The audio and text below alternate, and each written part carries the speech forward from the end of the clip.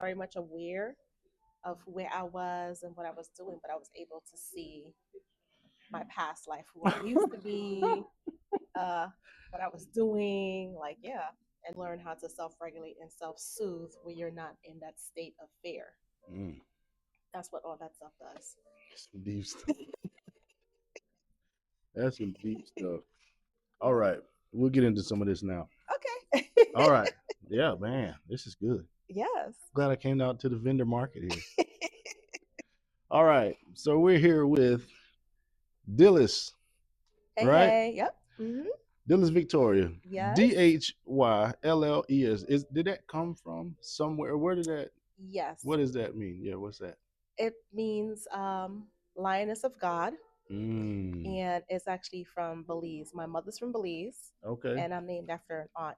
So my aunt is Dhylles May, and I'm Dhylles Victoria. Okay. And so when I was born, my mom didn't know what to name me, so she called her mother, and her my grandmother was like, "Name her Dhylles Victoria," Just like that. She just had it like that. ready. Put it She out the had it pocket. ready.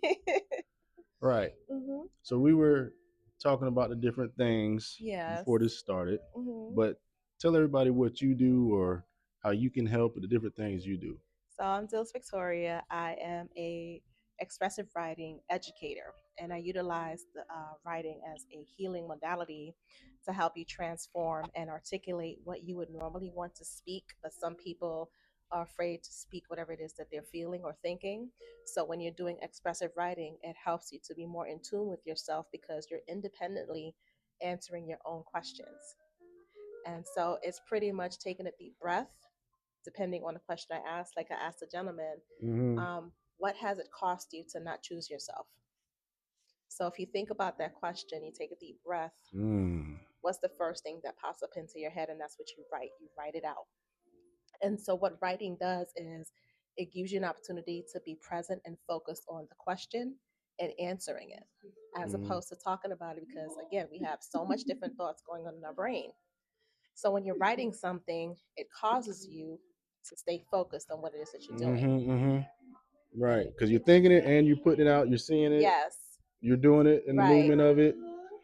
And you're feeling it as well. You're feeling it in real time. So Right. even if something had happened to you in the past that you remember from a question, Mm-hmm. you're feeling the emotion in real time. Right. And that's how you know you may have not healed from that and you still have an opportunity to look at it. Mm-hmm. Or if you feel empowered or proud of yourself that you were able to overcome that challenge, that means that you've healed from it. Wow. So that's what the expressive writing does. So how did you get into this type of thing, expressive writing? Is something you always like? You grew up. I love to write. I love to read. I Actually, love to. no, I didn't like reading or writing. Wow. I had a near-death experience in 2011. Mm-mm. I had fibroids; they got infected. They almost killed me, Oh my gosh. and so I was on my deathbed, and I was the shoulda, coulda, woulda girl because Mm. I was sacrificing everything for everyone else except for myself, That's and I good. wasn't choosing me. Ah. So that's what kind of where that question comes from too. Right. So the divine was like, this is your opportunity to do better for you and set better boundaries. I know that you love people and I Mm-hmm. gave you that unconditional love. Your love is pure, Right. but at the same time, it's not at the detriment of yourself. Correct. And so when they rushed me to emergency surgery, and I came out the hospital 3 weeks later, my gallbladder was damaged beyond repair. So I'm healing from a myomectomy, which is removal of fibroids, and going into removal of my gallbladder. My God. Yeah. So to me, that was an indication that you're stubborn and I made you that way, but I'm going to put you through this so that you Mm-hmm. can really understand what I'm saying to you, that your health Right. and your life is important and not to waste it. Mm. And so after that happened, I went and I got my certification to become a life coach. Okay. Then I got my certification to become a mentor, and I also have a mental health first aider certification as well. Okay. Certified. Yes. That's all right. So that came from an experience of traumatic thing and led you that. So that's what it did. This experience led you to Yeah. this. Yep. hmm Okay, higher thinking and Yeah. writing and Yeah. finding out who you are. Yeah. Exactly. because I had a lot of trauma as a child growing up. Mm-hmm. And so for me, it was making a decision. The decision is either you're going to exist or you're going to live. Mm. Exist means be bitter about your situation, be a prisoner of the abuse, Yeah. hold yourself as a victim. Living means not allowing those situations to define who you are, Right. seeing them as gifts, even though they were traumatic experiences. But Mm-hmm. the gift is you overcame it. Right. And so now that you overcome it, your job now is to share the information with other people who may be experiencing it because they won't feel alone because you've been through you've been through what they're going through. So do you think it works that way to talk about what you've been through?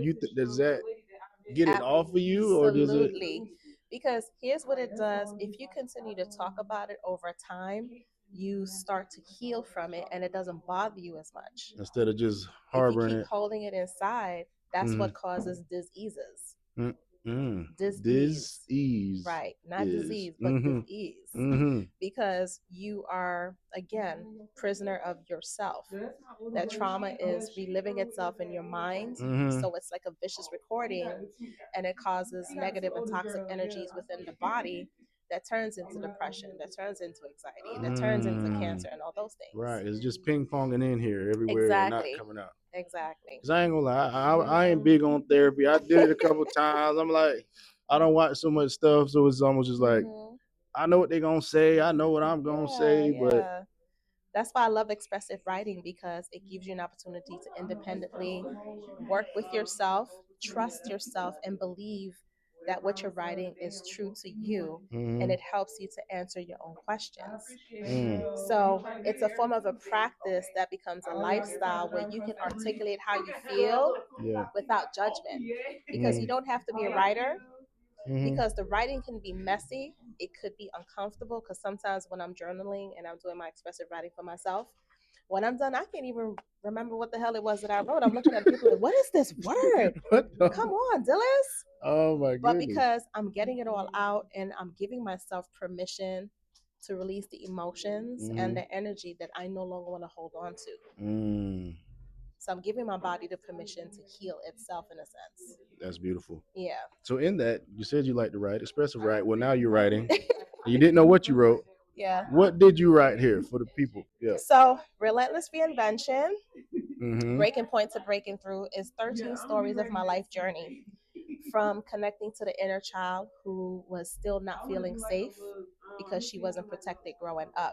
So, as the grown woman, I had to reparent the little girl inside of me to let her know it's okay for her to go play, for her to run and skip, for her to go swing, for her to have ice cream, whatever it is she wants to do.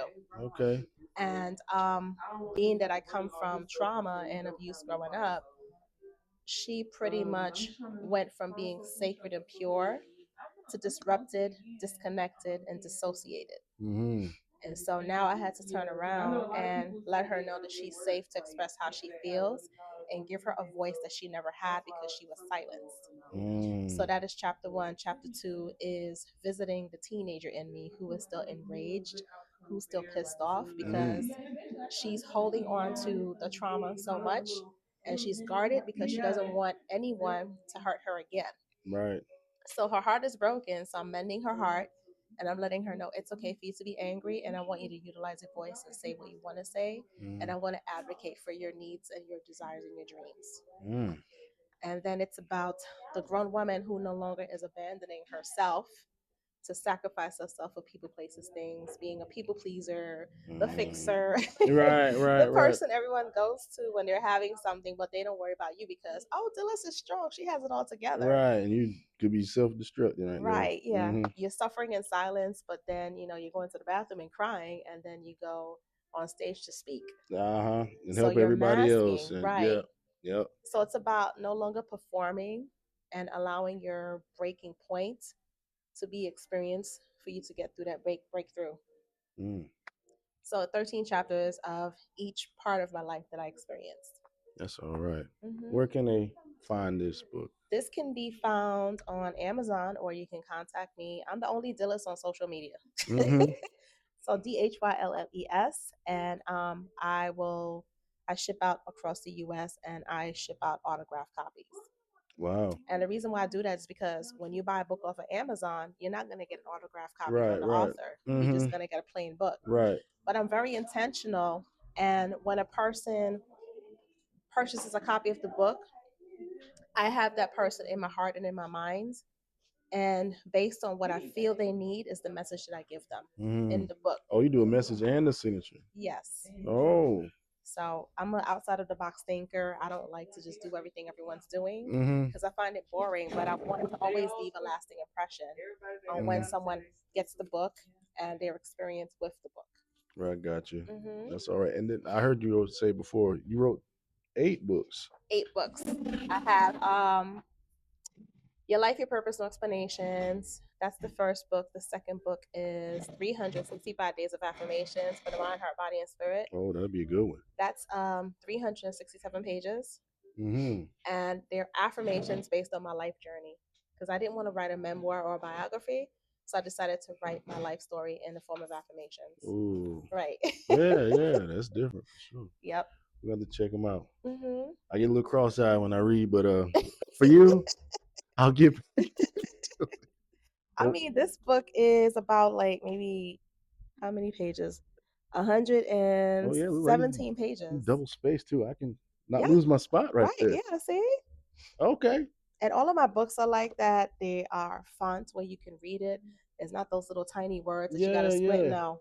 And then I'm already hooked just off of how you was explaining it. Right. But where can everybody follow you to at least see what you got going Facebook, on and all that? Instagram, TikTok, everything is Dhylles, Dhylles. I'm the only one on there. You can Google me. I have like 8 Google pages. Okay. Boom. Uh-huh.